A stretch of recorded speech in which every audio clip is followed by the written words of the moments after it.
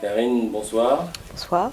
Fraîchement débarqué donc en Guyane Ouais, je suis arrivée hier. pour nous présenter l'album Racines Caraïbes. Parle-nous un petit peu de l'aventure de cet album, comment elle est née? Elle est née, c'était une envie. Je venais de finir mon troisième album Himalaya. Et puis je me suis dit, après ça, qu'est-ce que je vais faire? Et comme j'ai commencé à faire, on m'a appelé sur des compiles Zouk, où est né le morceau T'aimais encore. Et bon, ça a marché. Après, j'ai fait un deuxième morceau, tout ça. Je me suis dit, tant qu'à faire, je commence à avoir plusieurs morceaux Zouk. Je vais faire un projet Caraïbes, c'est bien, parce que je m'étais jamais exprimée de ce côté-là. Et comme je commence à passer pas mal de temps en Guyane et tout, j'ai entendu du son, j'avais envie de donner un peu de son dans ce sens, quoi. Alors tu as démarré ta carrière en tant que rappeuse et chanteuse, notamment dans le groupe Rootsnake en 1993. Yeah. Quel souvenir tu gardes de cette époque? Je garde un très bon souvenir. En fait, je garde un bon souvenir et c'est accompagné d'autres souvenirs parce que c'était une époque de ma vie qui était vraiment très... Enfin, j'étais dans la galère en fait. Je démarrais dans la vie, ça faisait pas longtemps que j'étais partie de chez moi. Donc je faisais vraiment le rap parce que j'en avais vraiment gros sur la patate. Et ça m'a empêché de faire des grosses bêtises. Avec mes amis, on crachait vraiment notre rage dans la musique, quoi. Donc et en même temps, on a pris beaucoup de plaisir parce que c'était vraiment un super défouloir, quoi. D'accord, ensuite il y a eu quand même les grosses rencontres avec Dave Bond, avec d'autres rappeurs très très connus de la scène française. Là aussi, ce sont des rencontres fortuites, des amis qui présentent des amis. Oui, c'est ça, c'était vachement du relationnel. Dave Bond avait entendu parler de moi parce que moi, justement avec les Rootsnake, on avait fait pas mal de bruit. Donc lui, dès qu'il a eu l'occasion d'être sur la compile Taxi 1, il a pensé à moi et puis les choses se sont faites. Normal, quoi, en fait. En fait, on a vraiment fait la chanson avant même que la maison de disques s'en mêle, tu vois. Et ça, c'était cool. Est-ce qu'il n'y a pas un risque pour les choristes d'être enfermés dans ce rôle-là de choriste? C'est vrai. Pas mal de choristes qui ont pris du temps avant de sortir un album parce que on a tendance à les cataloguer choristes. C'est vrai qu'il fut un moment donné, je me suis dit, à force de faire des chœurs, on a tendance à s'imprégner de toutes les ambiances des gens.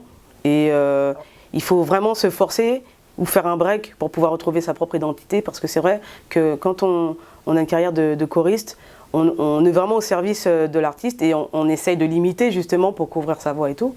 Et donc on s'oublie et il faut se retrouver soi-même pour retrouver ses bases et tout, parce que c'est vrai que j'ai eu ce problème à un moment donné, parce que la création elle vient plus pour soi.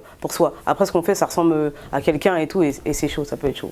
Alors on le disait, tu as travaillé avec de nombreux artistes, on a dit Princesse Erika, MC Solar. Est-ce qu'il y a une rencontre, un artiste en particulier qui t'a marqué, en tout cas qui a fortement influencé la suite de ta carrière? Je crois que les rencontres, j'ai beaucoup appris avec Princesse Erika, j'ai passé vraiment beaucoup de temps avec elle. Et donc sa façon d'être, de gérer la scène, voilà, de gérer les problèmes et tout ça.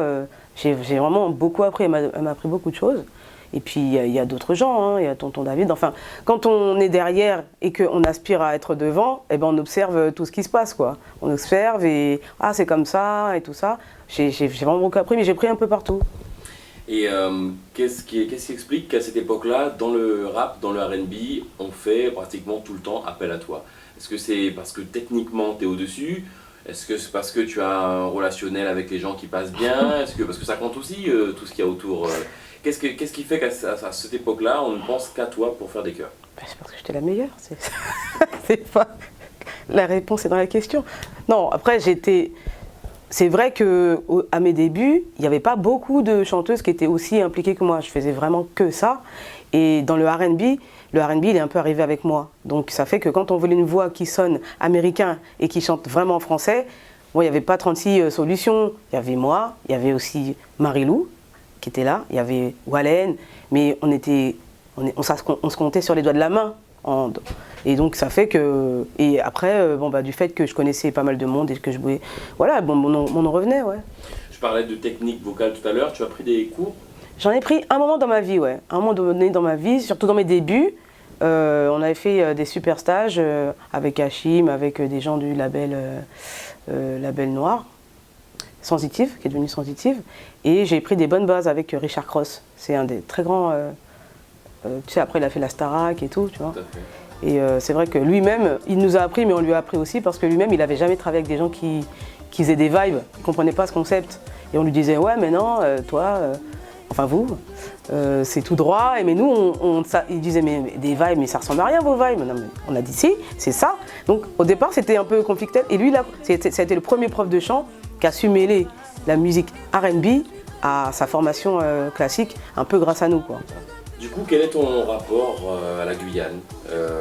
Quelles sont les choses de la culture guyanaise que tu embarques avec toi lorsque tu es en métropole, par exemple, ou même que tu mets dans ta musique ou dans ta façon de vivre en général? Bah, en fait, moi, les meilleurs moments de mon enfance, c'était un peu avec les congés bonifiés de ma mère quand je suis venue ici en Guyane, en fait.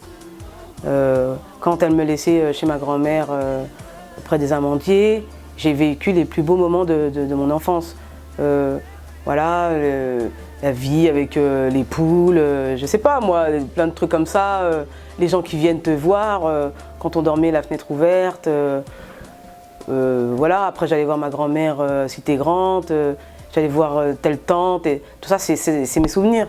Et les souvenirs avec ma mère, c'est les soirées où quand on est petit on court partout, mais tu vois on entend plein de compas, de musique compas. Il y avait un groupe de compas qui répétait chez nous à Créteil, qui à l'époque était connu, je crois, je sais plus quel, parce qu'on va me traiter de mytho donc je me souviens plus du nom. Mais tu vois, j'entendais plein de trucs comme ça qui ont fait que ça m'a nourri et que c'est resté, tu vois, des trucs, je sais pas, du frère des gens, des trucs comme ça. J'ai beaucoup écouté parce que j'avais un beau-père qui écoutait vachement ça, par exemple. J'avais aussi un frère qui était très très branché zouk. Donc, si tu veux, moi j'étais partie dans mon truc américain, mais j'en entendais quand même toute la journée de la musique de chez nous. Après, il y avait aussi les soirées où il y avait du casse-corps, où il y avait des trucs costumés. Tu vois, tout ça, c'était là en fait. Ouais.